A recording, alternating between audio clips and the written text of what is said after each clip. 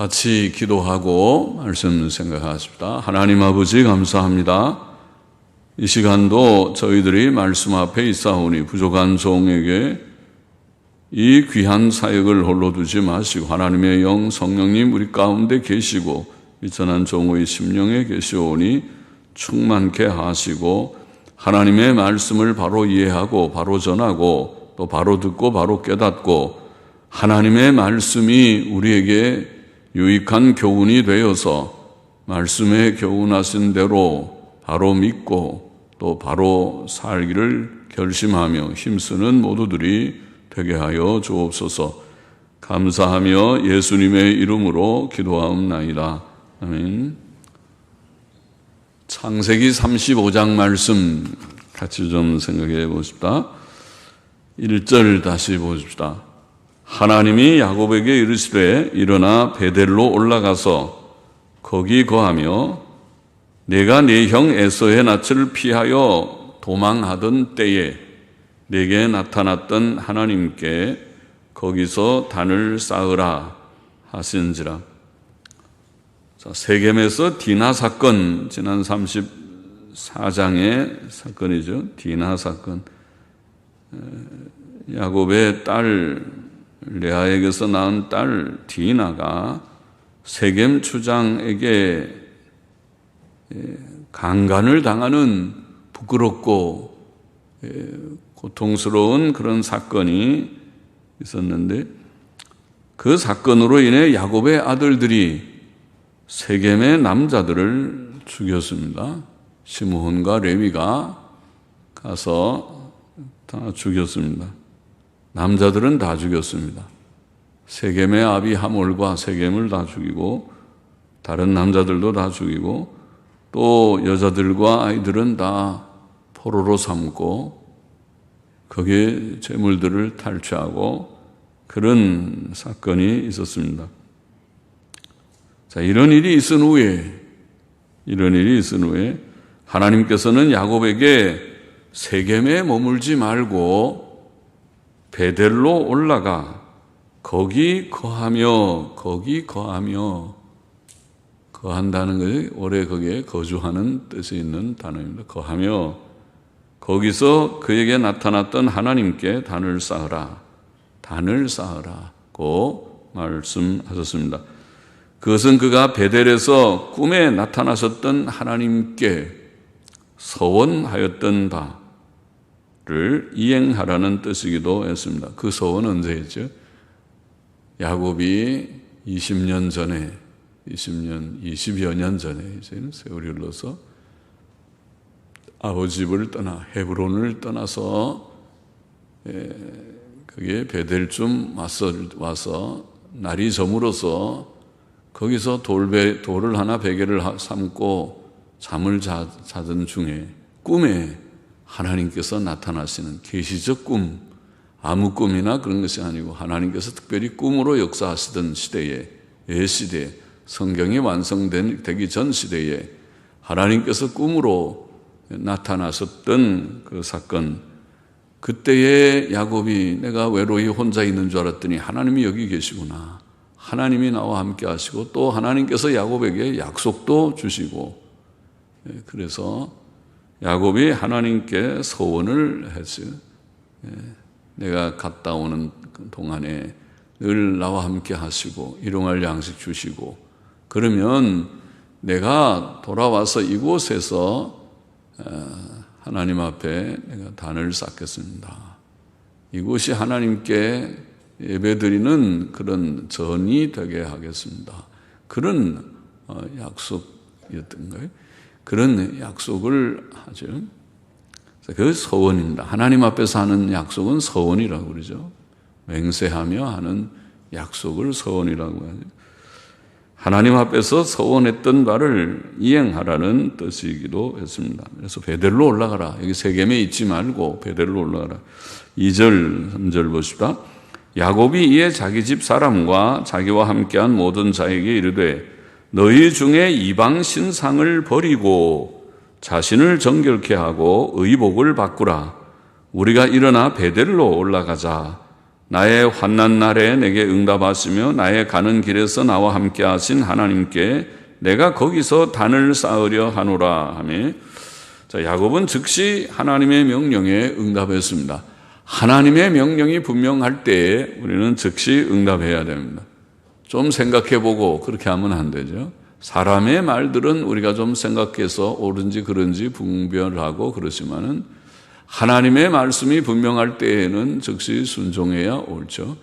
생각하면은 불순종에 떨어질까 염려됩니다.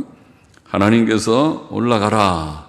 하나님의 명령이 분명하면 예 하고 올라가면 되겠습니다. 야곱은 즉시 응답했습니다. 그는 자기 집 사람들, 즉 아내들과 아들들과 자기와 함께한 모든 사람들, 즉 종들에게까지 말했습니다. 그는 자기 혼자만 순종하려고 한 것이 아니고 자기 모든 가족들 또 가정에 속한 모든 종들까지 다 하나님의 뜻을 알려주고 함께 순종하려 했습니다. 가정적 순종, 그렇죠? 예수님은 혼자 믿는 것이 아니고 자녀들과 함께, 가족과 함께 믿는 것입니다. 믿어야 하는 것입니다. 혼자 천국 가고 나머지 자녀들은 지옥 가기를 원하는 사람 없을 것입니다. 그렇게 가는 일이 되어서는 안 될 것이기 때문에 안타까운 마음으로 내가 가장 사랑하는 내 가족부터 인도하고 내 가장 사랑하는 친구부터 인도하고 내 가장 친한 이웃부터 인도하고 그렇게 하도록 가족부터 시작해서 친구와 이웃도 주님 앞으로 인도하는 우리가 되어야 되는데 가정에서 시작해야 돼요. 가족 구원이 먼저 되어야 되겠습니다. 하나님께서는 안식일 계명을 주실 때에 출애굽기 20장 10절에 보면 너나 내 아들이나 내 딸이나 내 남종이나 내 여종이나 내 육축이나 내 문안에 유하는 객이라도 아무 일도 하지 말아라. 안식일 계명에 그렇습니다. 안식일은 혼자 지키는 것이 아니고 가족들이 다, 자녀들이 다, 또 종들도, 또 이게 모든 육축까지도 다 문안에 유하는 이 집에 온 손님들까지도 지켜야 된다. 그렇게 되어 있습니다. 그러니 오늘날 주일 지킨다고 하면서 주일은 그리스도인의 안식이라고 깨닫고 신약적으로 은혜 가운데서 지키긴 하지만은 주일 지킨다고 하면서 안식일답지 않게 지키는 그런 일들, 자녀들은 집에서 놀라고 텔레비 보고 있으라고 공치기하고 놀라고 하고 나는 예배 드린다고 하는 그런 일은 안식일 계명이 뭔지를 모르는 자의 모습일 것입니다. 혼자 천국 가고 좋아하는 그런 정신이 없는 사람일 것입니다. 천국 가기를 원한다면 다 같이 천국 가기를 원해야 되고 그렇게 한다면 함께 순종, 가족적 순종. 우리는 가족적으로 하나님을 섬기며 순종해야 하겠습니다. 나의 가족이 지옥 가도 좋은 사람 있습니까? 지옥 가도 내가 저 사람은 나쁜 나한테 악하게 했으니까 지옥이나 가거라 그렇게 하면 그래도 안 되겠지만은 악한 사람이라도 불쌍히 여기고 천국 가도록 위해서 기도해야 옳지만은 사랑하는 가족들, 이 세상에서 가장 친한 사람이 가족일 터인데 가족을 방치해서는 안 되겠습니다. 야곱은 이제 그들에게 너희 중에 이방 신상을 버리고 자신을 정결케 하고 의복을 바꾸라. 우리가 일어나 베델로 올라가자. 가족들에게 그래 말합니다. 베델로 올라가자. 그런데 베델로 올라가기 전에 그들이 해야 될 일이 너희 중에 이방 신상을 버리고 자신을 정결케 하고 의복을 바꾸라. 그들 가운데 여전히 이방 신상들이 있었다니 그것도 놀랍습니다. 이것은 전장에 하나님의 징책의 또 다른 이유, 세겜에 머물러 있고 세겜을 떠나지 않고 세겜에서 땅도 사고 거기에 머무르려고 했던 그 잘못, 세겜에 있지 말고 베델로 가라고 분명히 하란에서 말씀하셨는데 베델에 올라가서 서원을 지키라고 했는데 베델에 올라가지 않았던 그의 잘못, 거기에 더해서 이방 신상들이 아직도 있었다니 그것도 하나님 앞에 벌받을 일로구나. 하나님의 징책받을 일, 모든 신상을 버리고 모든 죄악된 일들을 버리고 죄악된 행습을 버리고 그리고 하나님을 섬겨야 될 것이거늘 하나님을 섬긴다고 하는 자들이 죄악된 일을 품고 신상을 품고 하나님을 섬긴다고 있으니 참 부족한 점이 여전히 있다. 야곱의 가정에 여전히 있다. 우리도 비슷할 것입니다. 예수를 믿어도 온전한 성도가 몇 명이나 되겠는지. 그래서 다 우리가 겸손히 엎드려서 나는 부족한 죄인입니다. 주여 나의 부족을 깨닫게도 하시고 고치게도 하시고 흠과 점 없는 온전한 성도가 되게 하여 주시고 직분자는 더 말할 것 없이 부끄러워서 나는 직분자의 자격이 없습니다. 직분자라면 모든 성도 중에 성도가 되어야 되고 모든 성도들보다 가장 모범이 되어야 될 자인데 그렇지 못하옵니다. 이렇게 겸손히 우리가 다 고백해야 할 것입니다. 믿음으로 바로 살지 않는 모든 자들이 하나님 앞에 다 회개해야 될 것입니다. 믿음으로 안 살면 회개해야 될 것입니다. 이방 신상을 가정에 두고서는 가정의 평안과 복을 기대할 수 없습니다. 그들은 하나님의 명령을 순종하기 위해 먼저 자신들을 정결케 해야 했습니다. 또 의복을 바꾸는 일도 필요했습니다. 의복을 바꾸라. 의복을 바꾸라. 우리가 일어나 베들로 올라가자. 옷은 마음가짐과 좀 관계가 있죠. 잠잘 때는 잠옷을 입고 편하게 입고 평소에 좀 그런 입는 옷, 편한 옷, 자유로운 옷을 입지만은 그런 옷 입고 우리가 직장에 가거나 그렇게 하는 건 좀 곤란하지 않을까. 조금 하나님께 예배를 드리러 올 때에는 조금 우리가 단정하게 옷을 입고 오면은 좋을 것 같은데, 그렇죠? 좋을 것 같은데. 나는 좋은 옷이 없어서, 단정한 옷이 없어서 지금 입은 옷이 최선입니다. 그러면 오케이, 괜찮다. 그것도 하나님께서는 우리의 중심을 보시니까 됐지만은 그것이 아니고 조금 깨끗한 옷, 조금 단정한 옷, 조금 너무 비싼 옷은 안 되고 예배당은 어려운 사람들도 있고 한다니까 여기 와서 뭐 비싼 거 자랑하려고 오는 곳이 아니니까 하나님께 예배드리러 오는데 예배드리는데 적합한 정도의 그런 단정한 옷, 깨끗하고 단정하면 되겠습니다. 그런 옷을 우리가 입고 하나님께 예배드리는 것이 좋을 것이다. 놀러 갈 때 입는 옷 다르고 우리가 평소에 그냥 집안에서 입는 옷 다르고 잠잘 때 입는 옷 다른데 우리가 예배당에 올 때에는 또 조금 다른 그런 옷을 입는 것이 좋을 것이다. 그렇게 생각합니다. 옷을 바꾸고 의복을 바꾸라 그렇게 되어 있습니다.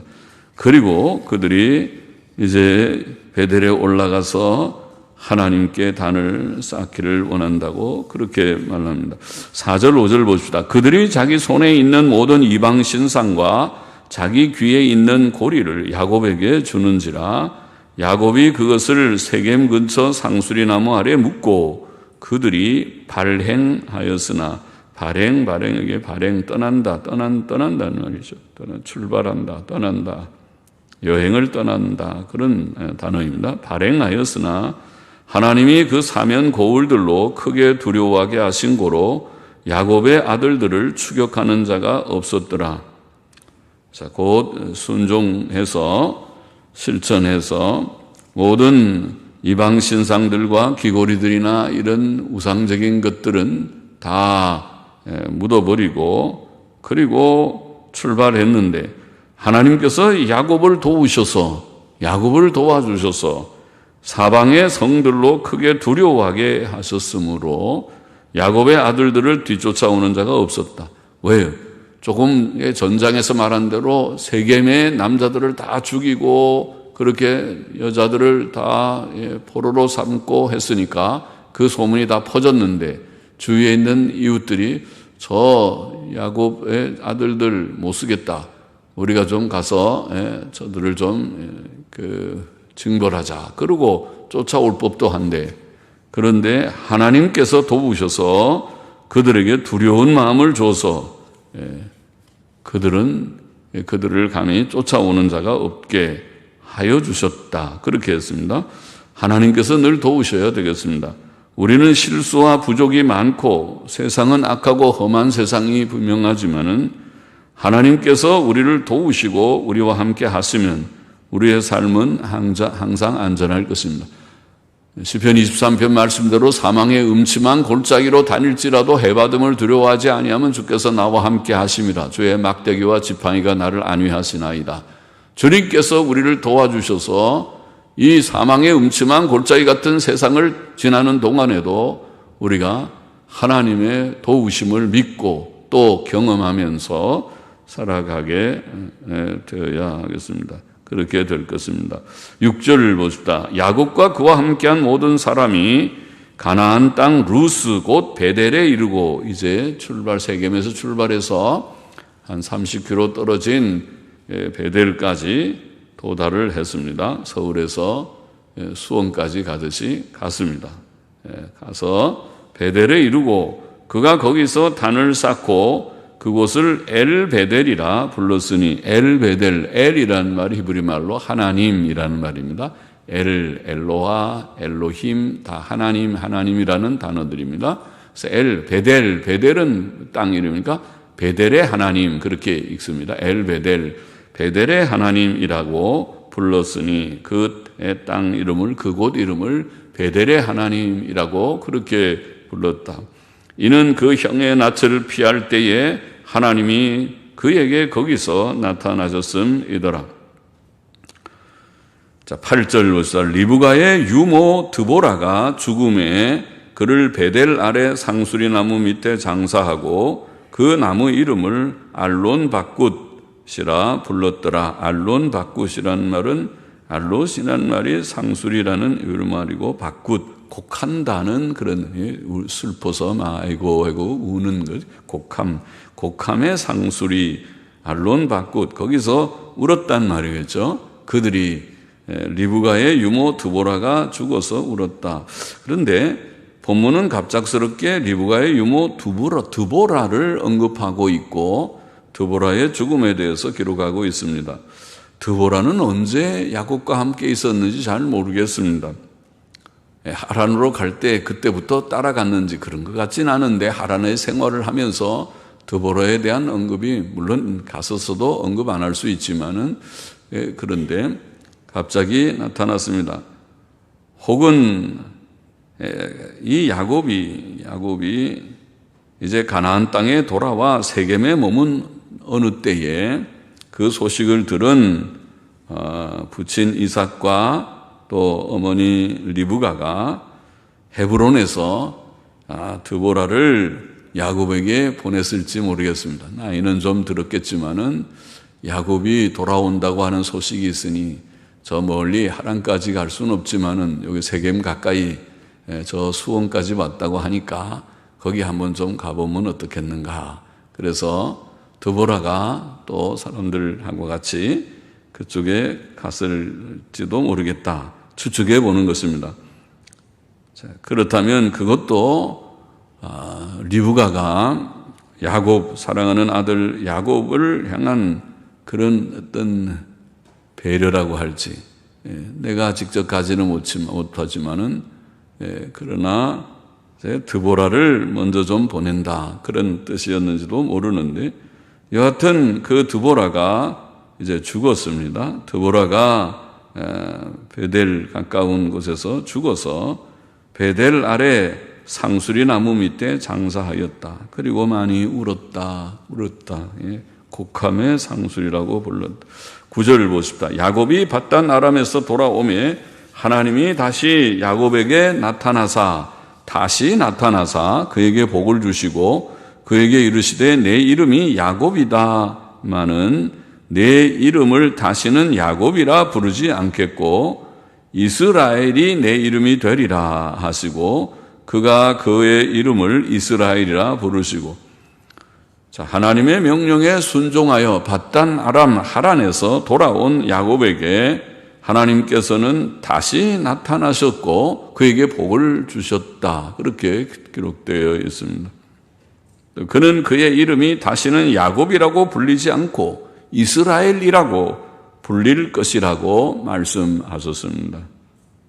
하란에서 돌아오다가 야복 강변에서 천사와 씨름할 때 얻었던 그 이름이 이스라엘인데 그 이스라엘이라는 이름을 재확인시켜 주신 것입니다. 그 이름은 그의 새 삶을 증거합니다.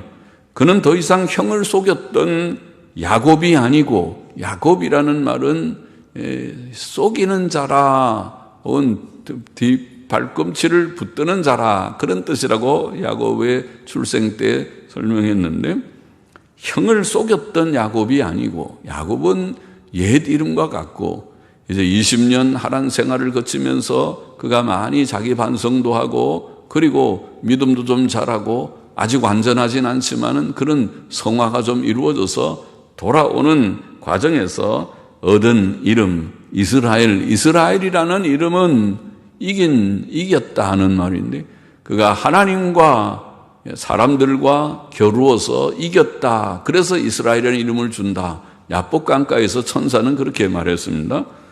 이긴 자다. 이것은 하나님의 복을 받은 그런 이름입니다. 야곱이 불안해서 하나님 앞에 부르짖어 기도하면서 야복 강변에서 부르짖을 때에 천사가 나타나서 천사와 씨름하며 내게 축복해 달라고 그렇게 말하면서 거기에서 천사와 씨름해서 천사를 이겼다 그랬어요.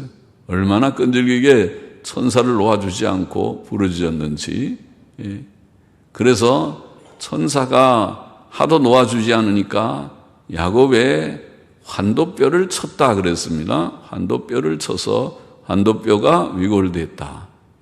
그래서 그런 말 수 있죠. 그래서 거기에서 얻은 이름 이스라엘, 승리자. 그러니까 야곱이라는 옛 이름이 아니고 속이는 형을 속였던 야곱이 아니고 하나님과 사람들과 겨루 이긴 자요 하나님께 복을 받은 자인 이스라엘이라는 이름의 확인입니다. 11절 보십니다. 그에게 이르시되 나는 전능한 하나님이니라. 생육하며 번성하라. 국민과 많은 국민이 내게서 나고 왕들이 내 허리에서 나오리라. 내가 아브라함과 이삭에게 준 땅을 내게 주고 내가 내 후손에게도 그 땅을 주리라 하시고, 하나님이 그와 말씀하시던 곳에서 그를 떠나 올라가시는지라. 야곱이 하나님의 자기와 말씀하시던 곳에 기둥 곧 돌 기둥을 세우고 그 위에 전제물을 붓고, 전제라는 것은 붓는 제물입니다. 포도주나 이런 기름이나 이런 것을 붓는 것입니다. 특별히 포도주를 붓는 전제물을 붓고 또 그 위에 기름을 붓고, 그러면 포도주를 붓고 기름을 붓고 그런 전제물을 붓고 또 그 위에 기름을 붓고 하나님이 자기와 말씀하시던 곳의 이름을 베델이라. 베델이라는 이름 자체는 하나님의 집이라는 이름입니다. 베트라는 말이 집이라는 히브리 말로, 엘은 아까 하나님이라고 그랬죠. 베델이라는 말은 베델의 하나님 그랬죠. 베델이라는 말도 그것은 하나님의 집이라는 뜻입니다. 그래서 베델이라 불렀더라. 하나님께서는 야곱에게 생육하고 번성하라고 말씀하시며 많은 백성이 그에게서 나고 왕들이 그의 허리에서 나올 것이라고 하셨는데, 그것은 그가 아브라함에게 내가 내 자손을 하늘의 별같이 바다의 모래같이 많게 하리라 하고 약속하신 말씀과 같다고 하겠습니다. 또 하나님께서는 아브라함과 이삭에게 주신 땅, 곧 가나안 땅, 약속의 땅이죠. 그 땅을 야곱에게도, 아브라함, 이삭에 이어서 야곱 너에게도 내가 그 땅을 주리라고 약속하셨습니다.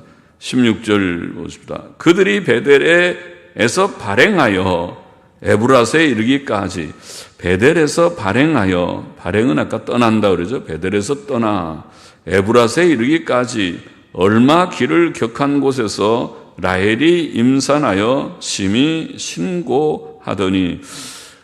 저는 잘 모르겠습니다. 여기에 베델에서 하나님께서 베델에 돌아가서 거기서 거하라, 앞에 거하라고 하는 단어는 거기에 정착하라는 단어로 보이는데, 야곱이 하나님의 말씀대로 했으면 베델에 정착하는 것이 옳지 않았겠는가. 물론 이삭은 거기서부터 45km 더 남쪽에 있는 헤브론이라는 곳에 아직 살고 있었습니다. 그러니까 헤브론까지 가야 되는지는 몰라도 베델에 있으라 그러면 베델이 아직 환경 여건이 좋지 않아도 베델에 정착했으면 좋았지 않았겠는가 하는 생각이 드는데 그건 확실히 모르겠습니다. 여하튼 베델에서 발행하여, 발행이라는 말이 그 다음에도 2번 나오는데 떠났다. 베델에 정착하지 않고 베델에서 또 떠나서 계속 여행, 움직이는 겁니다. 이사를 해서 온 가족들이 다 거기에다 정착하고, 야곱만 혹은 우리 자녀들이 인사차 헤브론까지 가서 이삭에게 문안하고 인사하고 했으면 어땠을까, 그런 생각은 드는데, 발행하여 하는 말은 전체 가족들이 베델에 정착하지 않고 다시 이동했습니다. 그런데 여기에 16절에 보면 에브랏에 이르기까지 얼마 길을 격한 곳에서, 베델에서 에브랏이라고 하는 곳으로 가는 길에서 라헬이 임산하여, 라헬이 임신 중이었는데 무리하게 지금 이동하고 있습니다. 그래서 길에서 라헬이 임산하여 해산할 때가 임박해서 심히 신고하더니, 신고는 여인들이 아기를 출산하는 고통을 말하죠. 신고하더니 그가 난산할 즈음에, 우리가 그런 어려운 해산을, 자연 분만해서 어려운 해산을 난산이라고 하죠.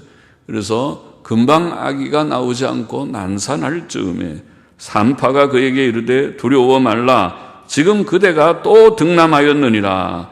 라헬은 처음에 요셉을 낳았고 아직 자녀가 낳지 않았어요. 레아는 자녀를 많이 낳았는데, 또 종들도, 여종들도 자녀를 몇 명씩 낳았는데 라헬이 하나밖에 낳지 않았는데, 산파가 또 등남했다. 또 네가 당신이 아들을 또 낳게 됐다. 그렇게 말하니까 그가 죽기에 임하여, 그런데 너무 난산이기 때문에 출산하다가 라헬은 죽습니다. 거기에서, 그 길에서, 가는 길에서, 거기에 도중에 출산하고, 그 출산하면서 라헬은 죽게 되는데, 그래서 제가 아까 베델에 그냥 정착했으면 더 낫지 않았겠는가, 그런 추측을 하는데 확실히 모르겠는데, 성경이 무엇을 말하려고 하는 것인지 잘 모르겠는데, 여하튼 이런 사건이 있었어요.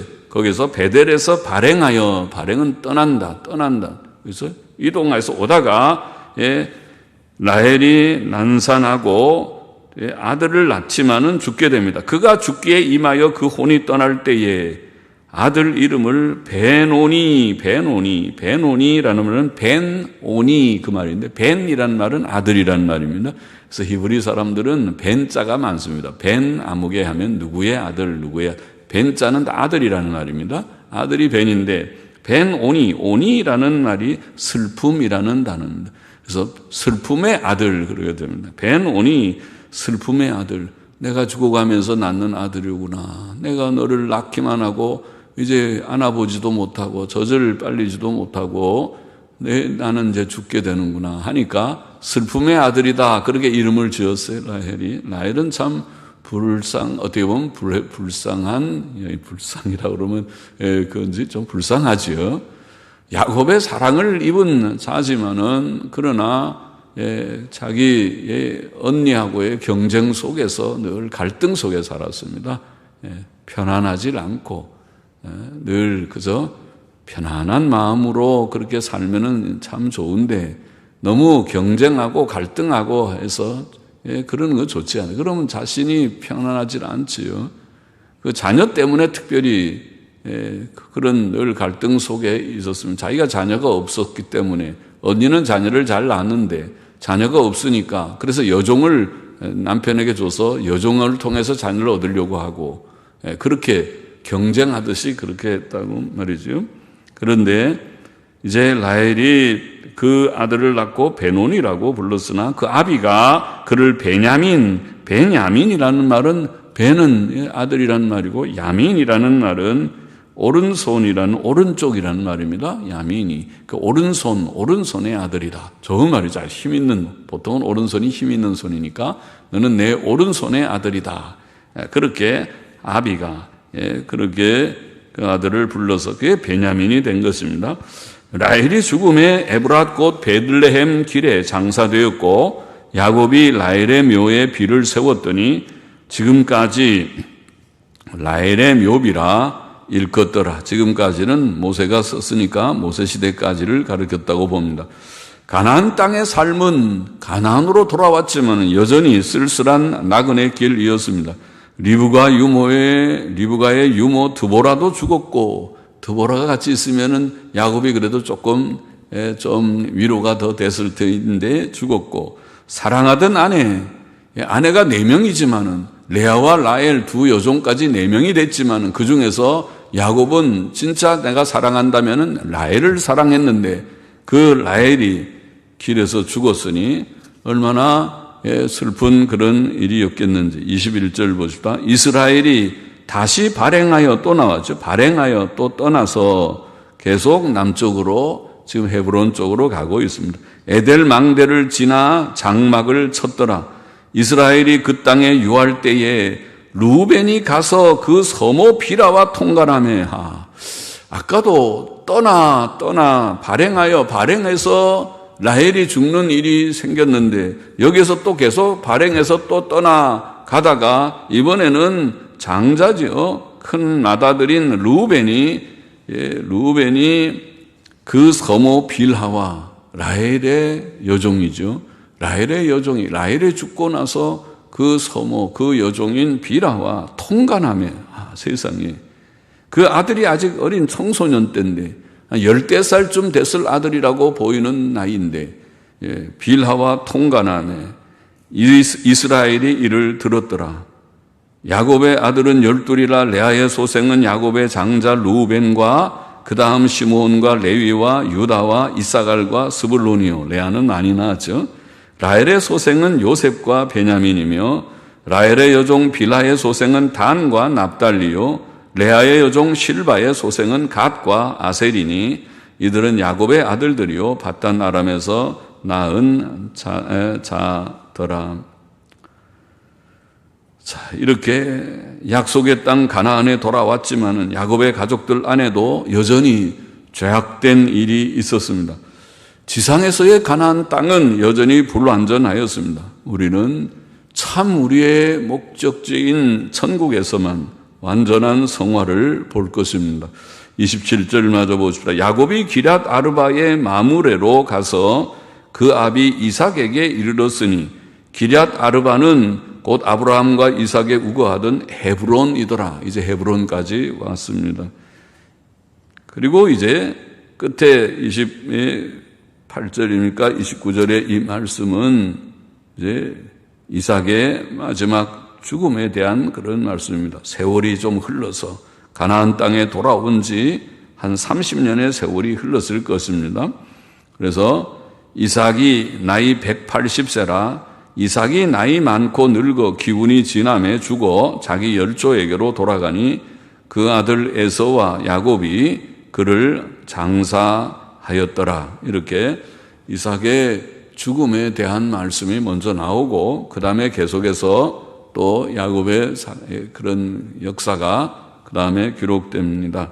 그래서 이삭의 죽음으로 이삭의 생애는 거기에서 끝나고 야곱의 그런 이제 그 사적들, 야곱의 이야기들이 좀 더 계속될 것입니다. 그때 야곱은 120세쯤이었고 가나안 땅에 들어온 지 약 30년 후이었다고 보입니다. 본장의 교훈을 우리가 정리해 보십시다. 첫째로 하나님께서는 베델로 올라가서 거기 거하며 거기서 단을 쌓으라. 1절에 그렇게 말씀하셨습니다. 베델은 우리가 설명한 대로 야곱이 형 에서의 낯을 피하여 도망하다가 날이 저물어 밤에 자다가 꿈에 하나님을 만났던 곳이며 하나님께 서원했던 곳입니다.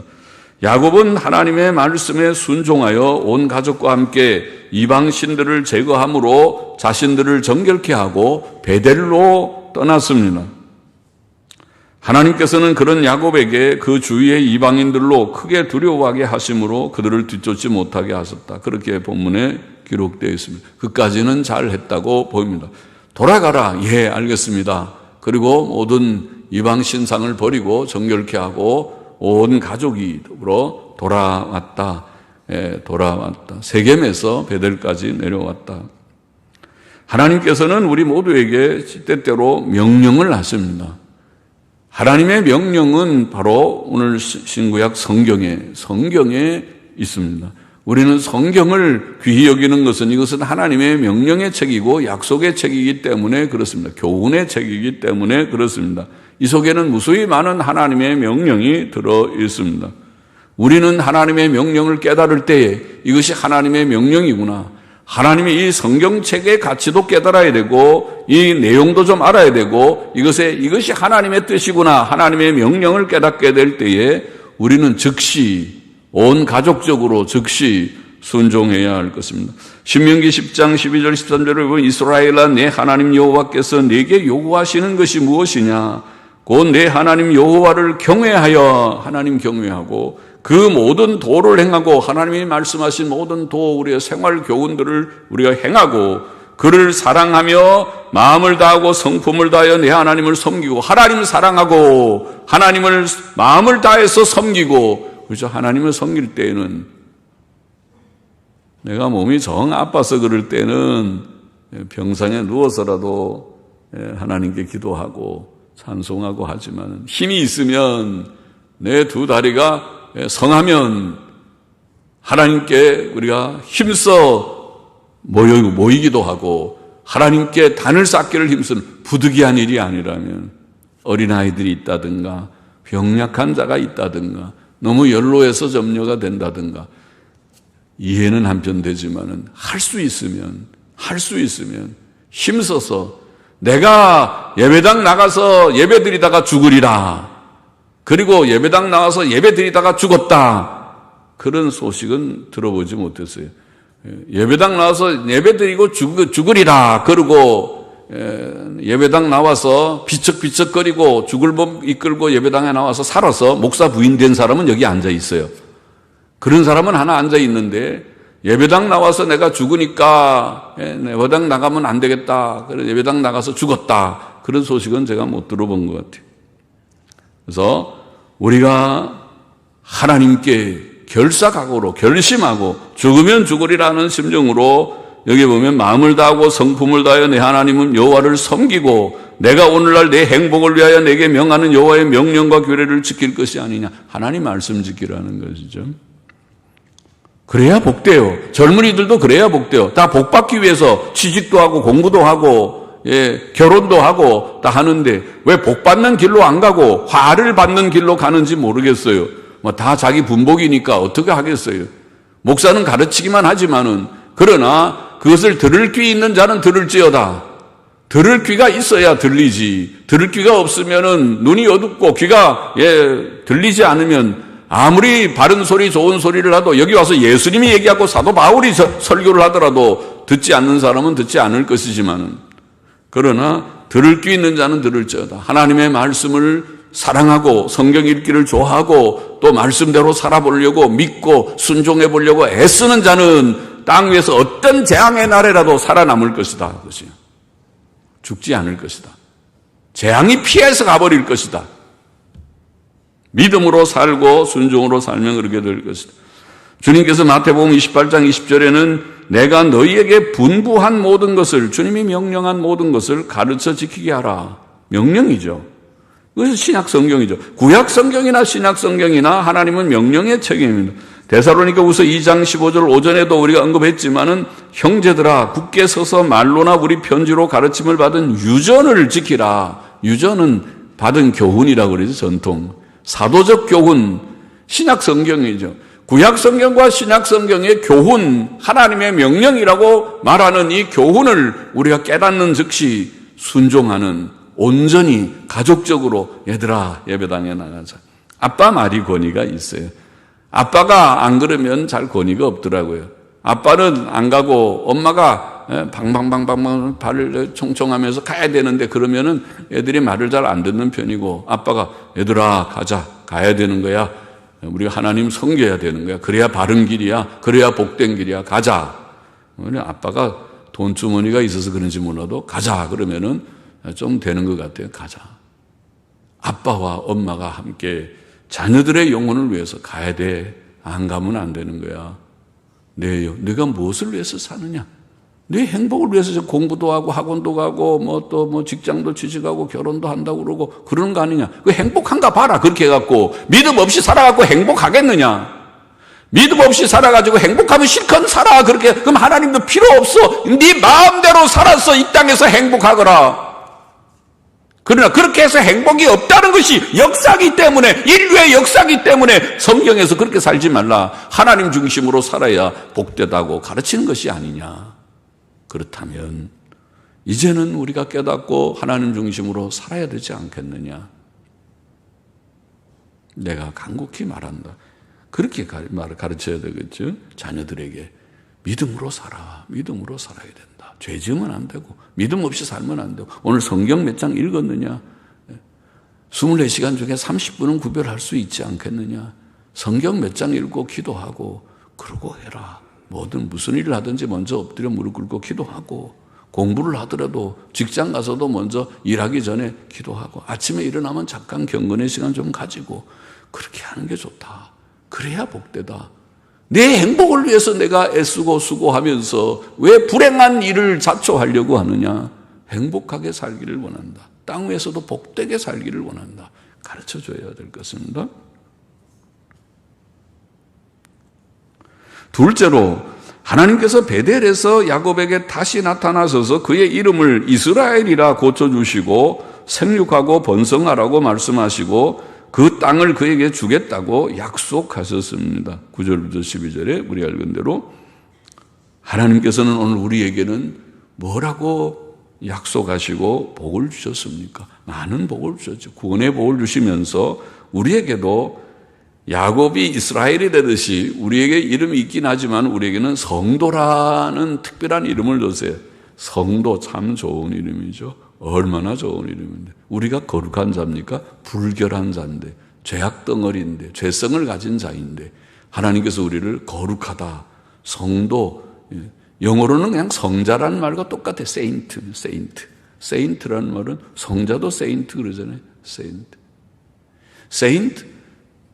우리는 성도, 거룩한 자가 됐고 하나님의 자녀. 그건 더 놀라운 것이죠. 우리가 어떻게 하나님의 자녀입니까? 우리 아버지는 이름이 별로 없는데 하는 사람들도 나는 하나님의 자녀다. 대단한 자녀네. 우리 아버지가 하나님이면은 하나님의 자녀가 보다 더 그런 특권을 가진 자가 세상에 없겠네. 하나님의 자녀라. 하나님께서 이런 은혜를 우리에게 주셨습니다. 또 하나님께서는 온 땅을 우리에게 주시듯이 세계에 복음하라고 하는 명령을 신약교회에 주셨고, 또 장차 우리에게 천국을, 영광의 부활과 영생과 천국 기업을 약속하여 주셨습니다. 그 모든 것이 너무 놀랍다. 야곱이 이스라엘이 되고 다시 나타나 복을 받은 것보다 100배는 더 놀랍다. 할렐루야다.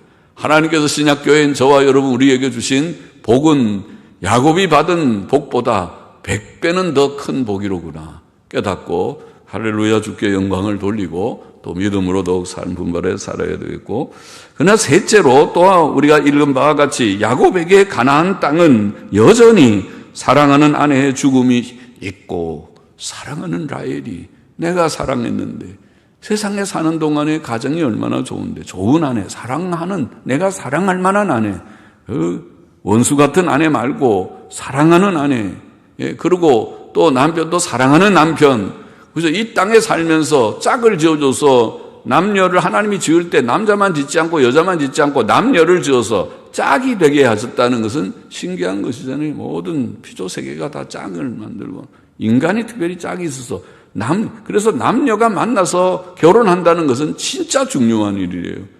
웃으면서 우리가 늘 말하지만 어떻게 당신이 나를 만나고 내가 당신을 만났는지, 아이고 우리가 잘못 만났으면 큰일 날 뻔했는데 그래도 잘 만나서 하나님께 감사하지, 그렇게 말할 수 있다면은 진짜 그렇잖아요. 이게 그냥 뭐 좋다고 그래서 우리 참 좋아한다 사랑한다 뭐 그래서 우리 결혼하자 그래갖고 되는 일입니까? 상대를 어떻게 아는데, 상대가 누군지 어떻게 알아서. 요새는 겁이 나서 결혼도 잘 못한다고 하잖아요. 결혼해가지고 다 모든 거 주고 다 공개했더니 어느 날 다 톨톨 털어갖고 어느 날 날아가 버렸다, 떠나가 버렸다. 그런 사람이 한두 명이 아니겠죠. 믿을 수가 없는 세상에서 결혼이라는 것이 참 중요하고 귀한데, 사랑하는 아내 라헬이 사랑했던 그 아내가 가버렸어요. 그 세상이에요. 세상이 그런 현실이에요. 또 맏아들의 부끄러운 실수와 죄악. 르우벤, 네가 그럴 수 있느냐? 네가 아버지의 아내인데, 그래도 여종이라 하더라도 빌라가 나의 네 번째 아내, 사실은 순서는 세 번째 아내인데 네가 그럴 수 있느냐? 야곱의 가슴에 못을 박는 그런 사건이 아닙니까? 이 세상이라. 이 세상이 그렇다.